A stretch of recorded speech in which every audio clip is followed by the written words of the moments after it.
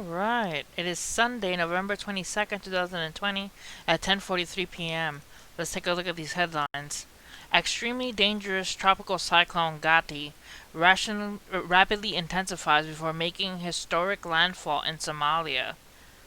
Says here, Gati formed early November 22nd in the Arabian Sea, just east of Somalia, as the third named storm of the 2020 North Indian Ocean cyclone season. While the season is considered below average, with only 6 systems and 3 named storms, Somalia has never experienced such a powerful cyclone. And there you have a small video of the cyclone approaching the Somalian coast.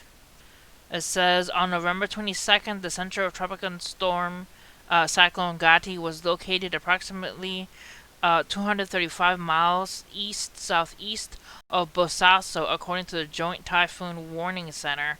The storm had maximum sustained winds of 150 miles an hour, making it a Category 3 hurricane, equivalent on the Saffir-Simpson hurricane wind scale. Says the cyclone is expected to produce heavy rain and flooding across Somalian and Puntland on November 22nd and 23rd.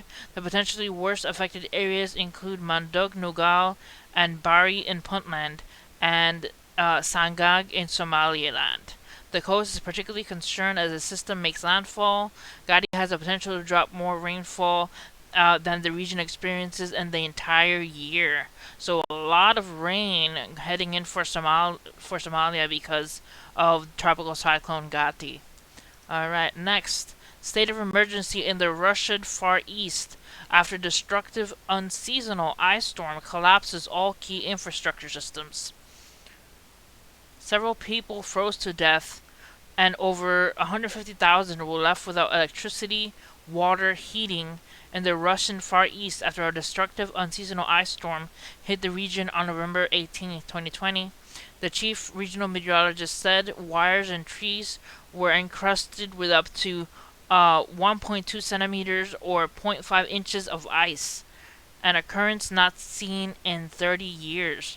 In the city of Vladivostok, Russia, Pacific capital, all key systems from electricity, water, and heating to transport and communication collapsed after the storm downed frozen trees and ice-laden power lines.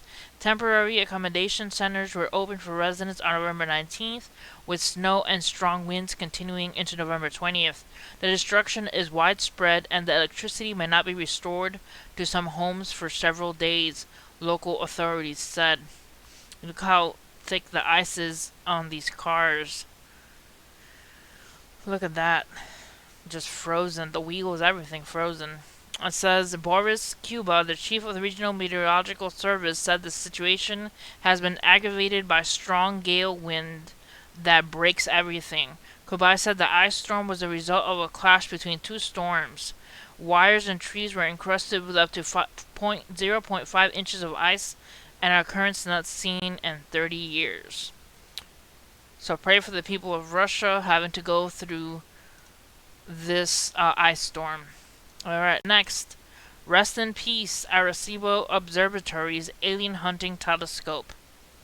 It says the 305-meter wide radio telescope at Arecibo, Puerto Rico is permanently closing. The Arecibo telescope was built in 1963 and was the world's largest radio telescope for decades. It is from there that astronomers sent an interstellar radio message in 1974 and where the first known extrasolar planet was discovered in 1992. The telescope did pioneering work in detecting near-Earth asteroids, observing the puzzling celestial blast known as fast radio bursts, and studying many other phenomena. The National Science Foundation will decommission Arecibo Observatory's massive radio dish after damage has made the facility too dangerous to repair. We believe the structure will collapse in the near future if left untouched. John Abruzzo, managing principal of Thornton, wrote, controlled demolition designed with a specific collapse sequence determined and implemented with the use of explosive will reduce the uncertainty and danger associated with the collapse. So sadly, the radio telescope in Arecibo Observatory is closing and they are about to demolish it. Alright, next. More than 500 Senegalese fishermen contract a mysterious skin illness after returning from sea. And here are some rather gruesome pictures of their skin just having boils all over them. It says these is a new mysterious disease spreading in the coastal waters of Senegal, Africa. Health officials have declared a state of emergency with more than 500 fishermen have been infected by a mysterious skin disease after returning from sea. You see pictures again. It says the men suffer from lesions on their faces, extremities, and some on their genitals. Some have had headaches and slightly elevated temperatures. And you see here another picture of the skin abrasions all over their necks. It says other images show people with swollen and blistered lips and large pimples on their hands.